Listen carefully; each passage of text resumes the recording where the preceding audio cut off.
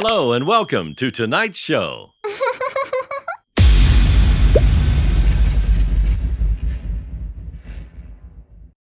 I'm killing your baby. I'm killing your baby. I'm killing your motherfucking baby. As soon as I make this appointment, this motherfucking baby is dead. I remember this distinctly because she kept singing it over and over and over again to the point I blacked out and I broke down the door.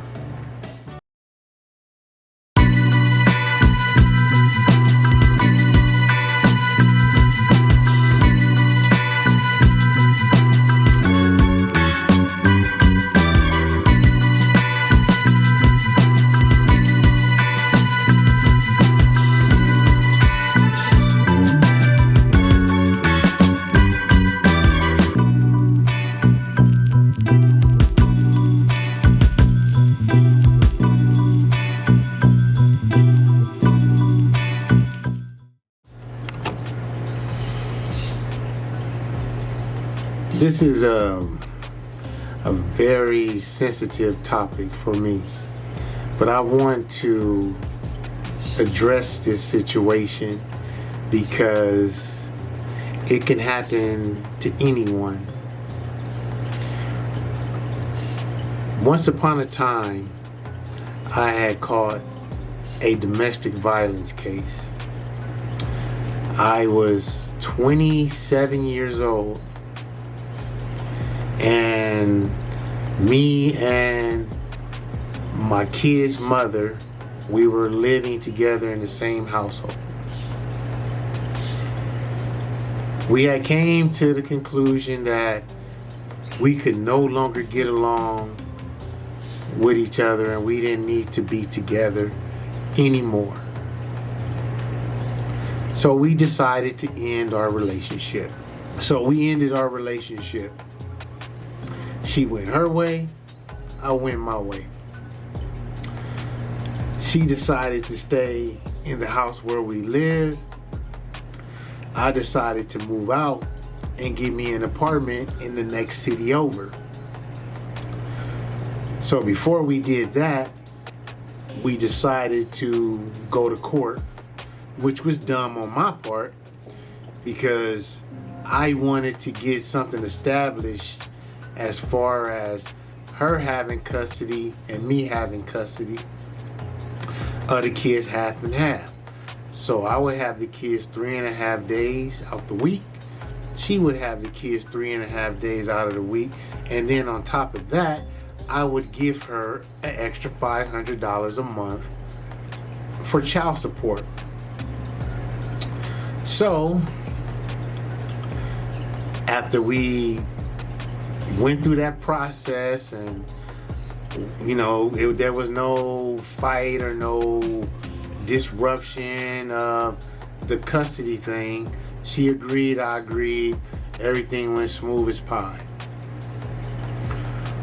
A couple of weeks later, I get a letter from the Department of Child Support saying that I owed them $36,000.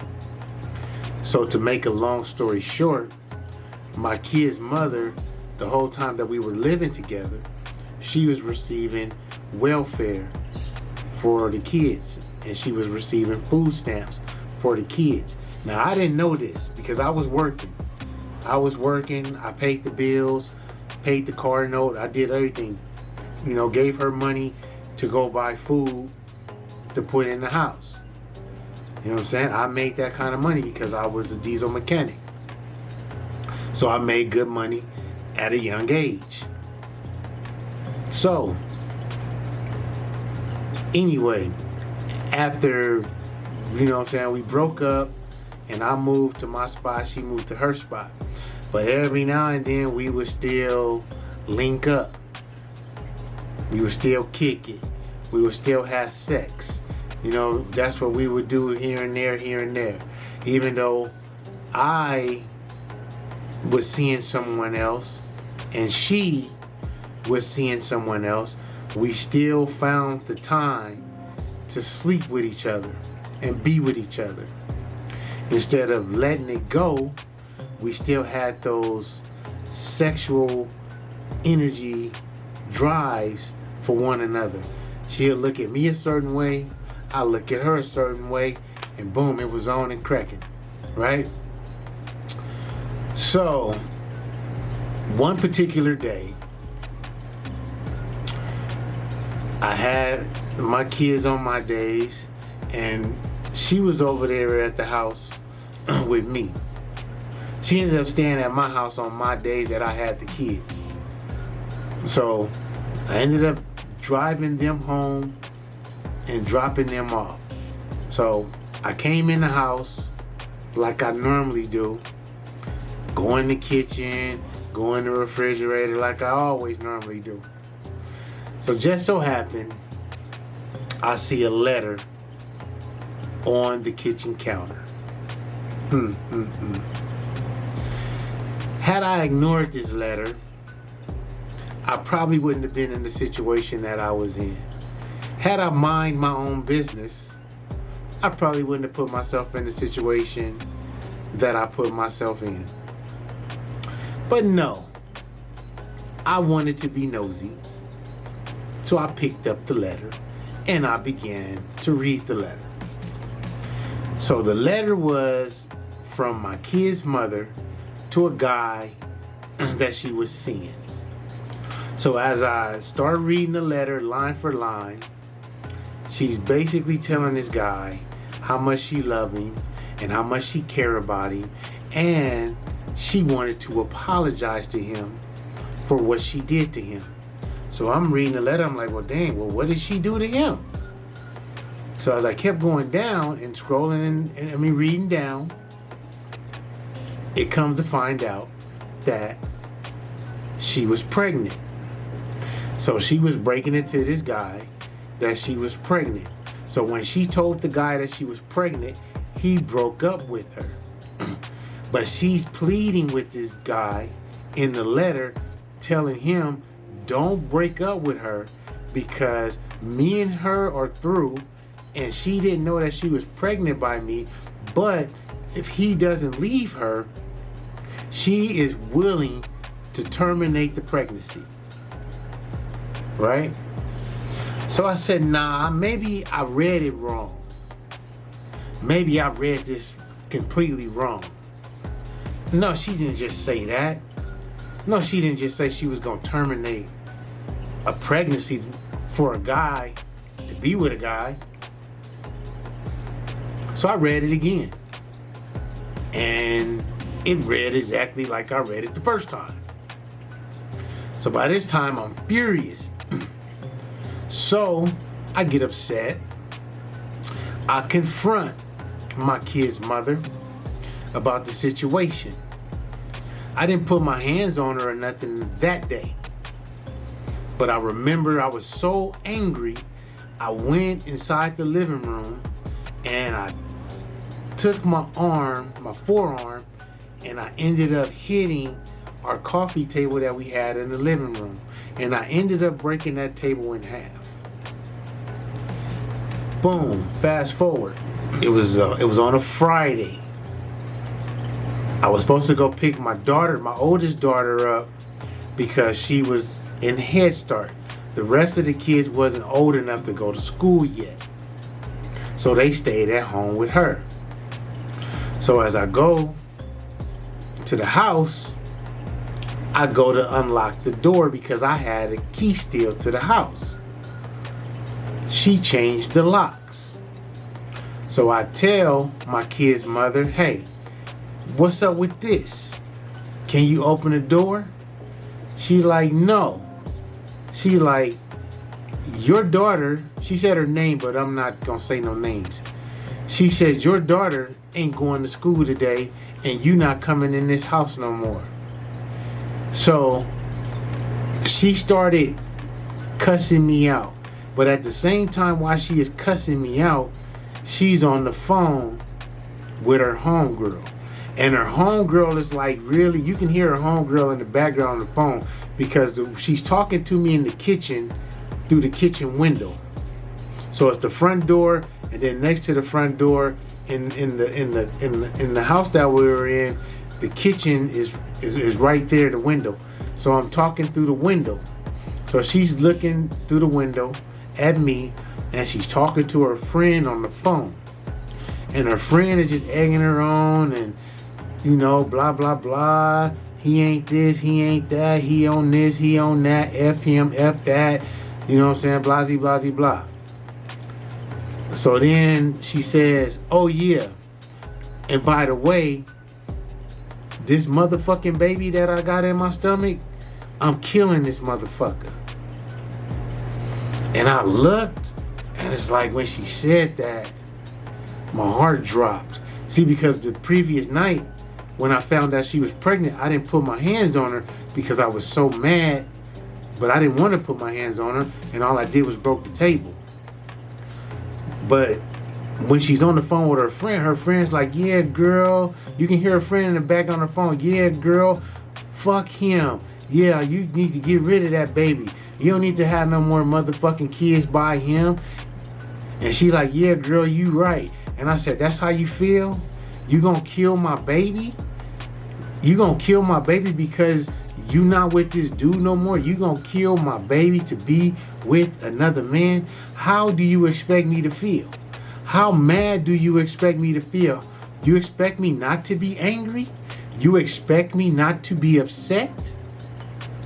So she was like, I don't give a fuck if you're upset. At the end of this day, nigga, I'm killing this baby. And she started to sing. I'm killing your baby. I'm killing your baby. I'm killing your motherfucking baby. As soon as I make this appointment, this motherfucking baby is dead. I remember this distinctly because she kept singing it over and over and over again to the point I blacked out and I broke down the door. And I commenced to putting hands on my kid's mother.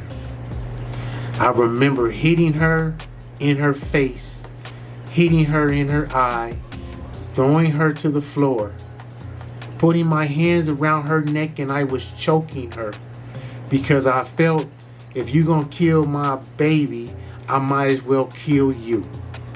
Because she knew the only thing that was a weakness for me was my kids. You can mess with me about anything that you want in life, but please don't ever mess with me when it comes to my children. So at the time, my son, he's 6 months old. So as I got my hand around her neck and I'm choking her, he's just looking at me. And when he's looking at me, I'm looking at him. And I snapped out of my rage and I stopped. I got up off of her. I remember putting my hands back and I walked out the door and I left. And I remember my daughter screaming and hollering and crying, and they were so scared and they were so petrified. I mean, man, it was a horrible, horrible sight to see my daughters in that mind state that they seen their dad in so much of a rage that they never seen before, that I scared my daughters that much to where they were afraid of me for sure. Because they seen me get mad before, but they never seen me get mad like this. So I left and I went on about my day like nothing had happened.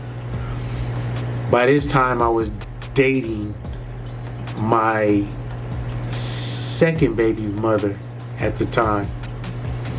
So me and her, we ended up going to the LA County Fair in Pomona Friday night. I take that back. Friday night. Because I had to go to work on Saturday morning. I get up in the morning, Saturday morning. I go to work. I put my uniform on and I clock in. And then no more than 7:15 a.m.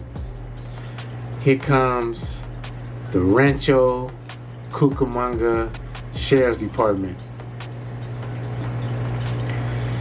They walked up to me, told me that I was under arrest for assault and battery and domestic violence, and they made me put my hands behind my back. They put the handcuffs on me. They read me my rights, and they put me in the car, and they took me to jail. From that point, I went to West Valley Detention Center, and I got arraigned in court. And then I had another court date maybe like a week later. So my kid's mother, she wasn't talking to me. She wasn't being bothered with me. She wouldn't accept my collect calls or nothing. I'm trying to do everything I can to talk her out of not siding with the district attorney. But she sided with the district attorney because she was going to make me suffer and pay for the boneheaded mistake that I made.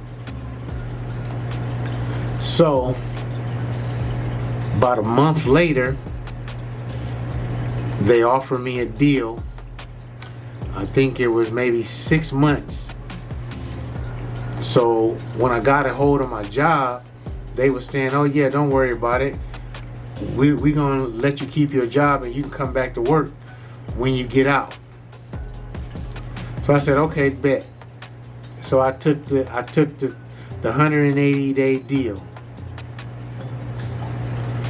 Out of that 180 days, I ended up probably doing like 4 months and 20 days. I had to do my time up in the what's the name of the Glen Helen. First I was in Glen Helen, and then I got on the concrete crew, construction crew, with a white boy named Bert Walker. That was his name, Bert Walker. He taught me how to lay down concrete, and he taught me how to build walls. He sure did.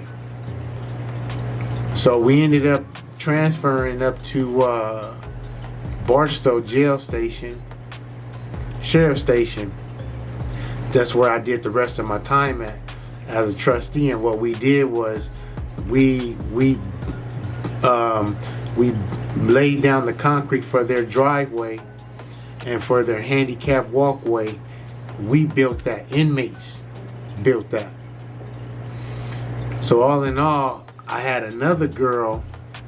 She was staying in my apartment, and she was paying my rent and all my bills and stuff until I got out and got home. So I gave her access to my 401k so she can pay my bills and everything. So when I come out, I got a home to go to. So she would come up there and she would visit me and all that other stuff. By that time, I wasn't even in contact with my my second baby mama, because I didn't have no address on her. I didn't have no phone number on her or nothing. When I started messing with her, I just used to just ride over there with my brother KK, and we would just go over there to their house. And because my phone was gone, I had one of those Nokia phones. Nokia. It was a Nokia phone. Yeah. And that was gonna get cut off anyway. So I get a letter in the mail, December the 26th, the day after Christmas. Now that was a very emotional day for me, because when I was 19 years old, my mother's mom, my grandmother, she passed away on that day, the day after Christmas. So I get this letter the day after Christmas, and I open the letter, and she showed me pictures. She sent me pictures of the kids. You know, they in their school clothes and all this other stuff. And then she writes me a letter to tell me that she ended up killing the kids. She had an abortion, and the kids were twins. So I was devastated. You know what I'm saying? I was in a lot of pain. I was hurt. I remember going into the cell in the shower that we had, and I silently cried that my kid's mother killed 2 of my babies. So I ended up getting out on February the 4th, the next year.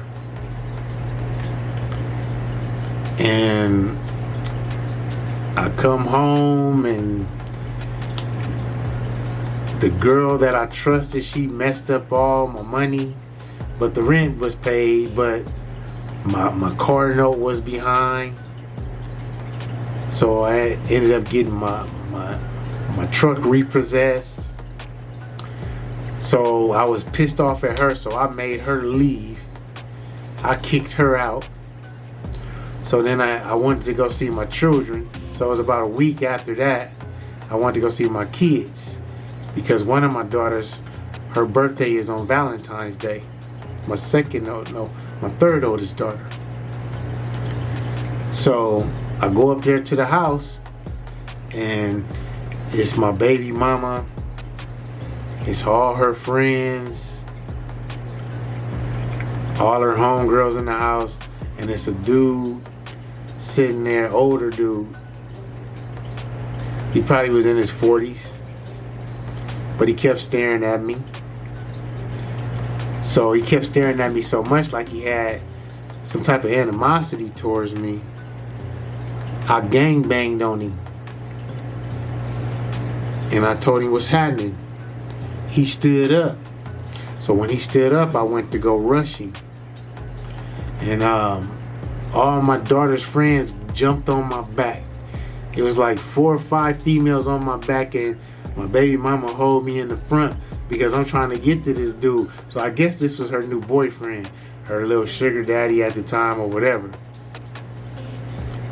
And she telling him to leave. So he like, you sure you gonna be all right? You sure he not gonna hit you? You sure he's not gonna do nothing to you? So I'm like, damn, okay, what you been telling this dude? Feel me? So he leave, and then I just end up there, you know what I'm saying, playing with my kids. So then all her friends leave. So then it's just me and her. So we, you know what I'm saying, we talk, we chop it up, you know what I'm saying? And you know, we end up, you know, doing our little thugism in the living room, because the kids was in the room sleep, and the kids, and some of them would sleep in her bed. So we did our little thugism in the living room and whatnot.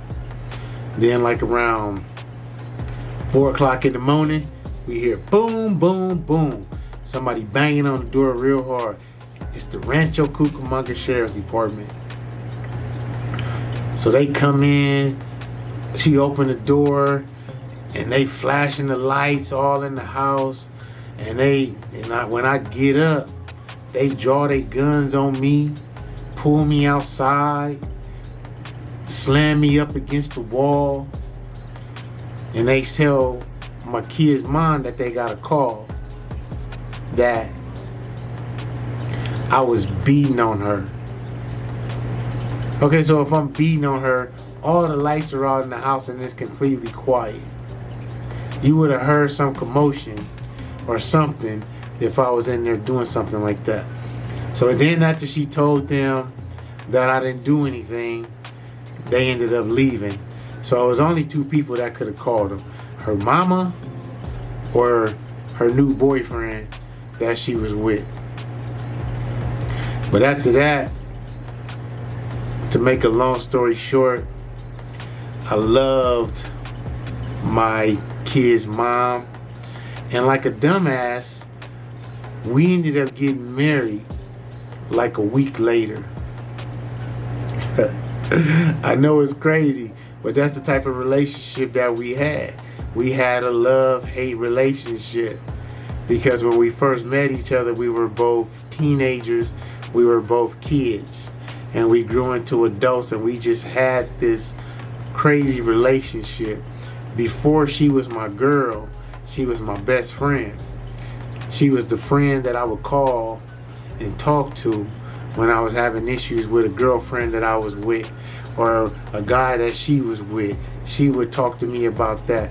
But we had a mutual bond with each other, and we just ended up together. You know what I'm saying?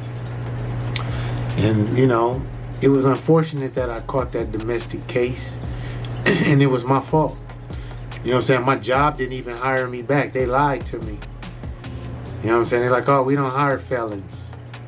I'm like, dang, if you guys wouldn't have did that, you know what I'm saying, I wouldn't have took the deal. I would have tried to fight it, because she would have had to come to court to testify. But I don't think she was going to come to court to testify, no matter how mad she was. But I just took the deal because I wanted to hurry up and get out, because I thought I was going to still have a job. But I didn't have a job. All I ended up with was a felony, and I ain't had no money, and I was broke. And then the roles was reversed, because now she working, and I had to sit at home with the kids. And I wasn't with all that. So when my income tax check came in, I just gathered up all my money, left her a couple of thousand, and I left the house, and I got on. Because by that time, even though we was married, she didn't respect the marriage, because she was still messing with the older dude. So I said, well, that's where she want to be at, and that's who she want to be with, so I'm gone. So then I ended up moving in with my second baby mama, and then me and her ended up starting a relationship. And that's totally a whole nother story that I'll tell you about later. But other than that, I hope you like this story, and I'm out. Peace. Double Down,